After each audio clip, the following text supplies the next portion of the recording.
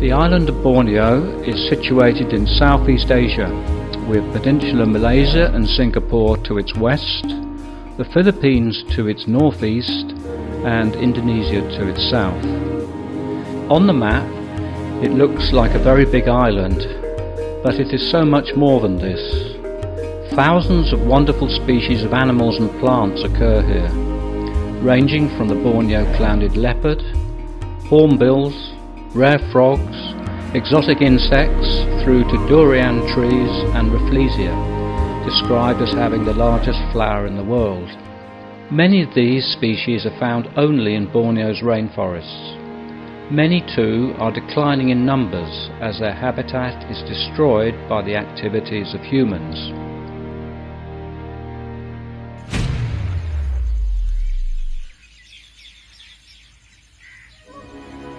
Sabah has the majority of Borneo's remaining elephant population.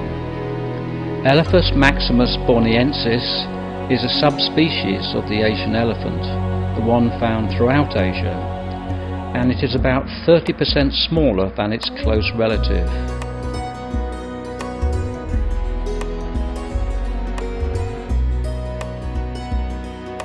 It is the smallest elephant in the world, often being called the Borneo pygmy elephant, although, since a full-grown male can reach 2.6 meters in height and be 2 tons, these animals are hardly small. Mature females can range from 1.5 to 2.2 meters in height and have a gestation period of 18 to 22 months. They are a majestic sight, whether alone or in a herd. They love eating grass, bamboo shoots, bananas and wild fruits. They spend most of their time searching for these foods in the forests and plantations. Very important to us. These pygmy elephants are the smallest of its kind in the region here, and we are very fortunate that to have them as one of our treasure. Okay, it also will add to the economic benefits to the locals. It may not be a lot, but bringing an income of 20 to 40,000 for these locals is something that we encourage them to do. It has a benefit of preservation, helping the animals to be safe, and also bringing into their economy improvement. That's why I say that we emphasize that this potential is very big. Herds of up to 30 elephants can still be seen in forest reserves as well as in plantations of softwoods and palm oil. Elephants may face the same threats as many other plants and animals of Sabah and other parts of Borneo.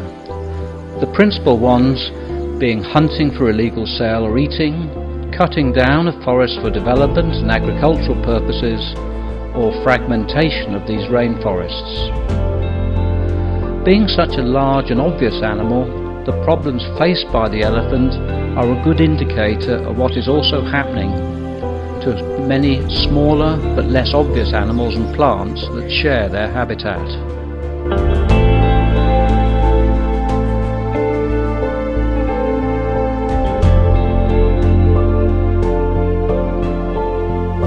Sabah's local farmers and plantations are not usually big fans of the elephant.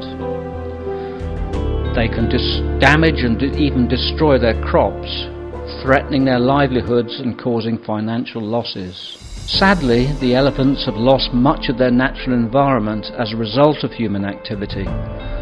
But since they must feed and move across land, this conflict between them and those that are making a living from the same land is inevitable. In most cases, the biggest losers are the elephants. In 2018 alone, 25 were killed, mostly in palm oil plantations. This is a big number from an estimated total population in Borneo of between 1,500 and 2,000 individuals. So what is their future in Sabah?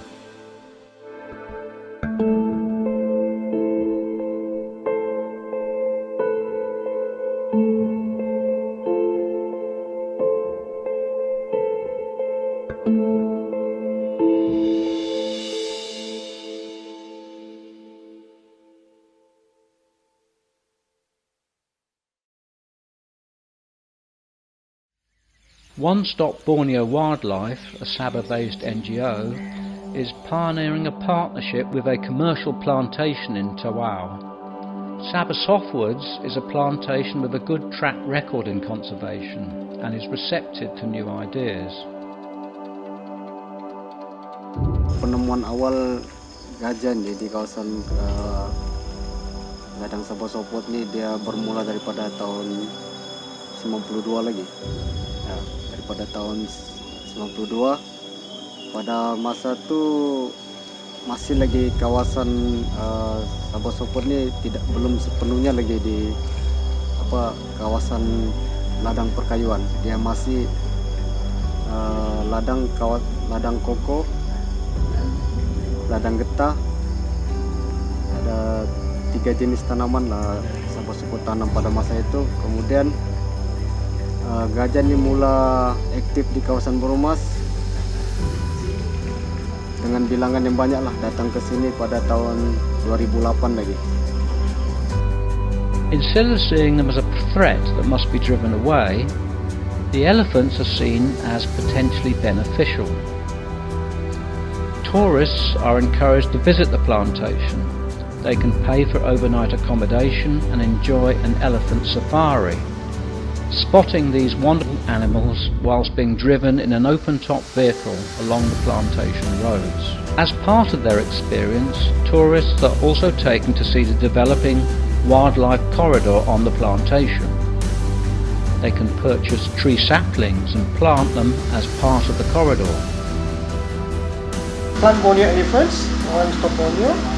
I initiated a project with our department and one course department, whereby intention is to have so-called tourism conservations.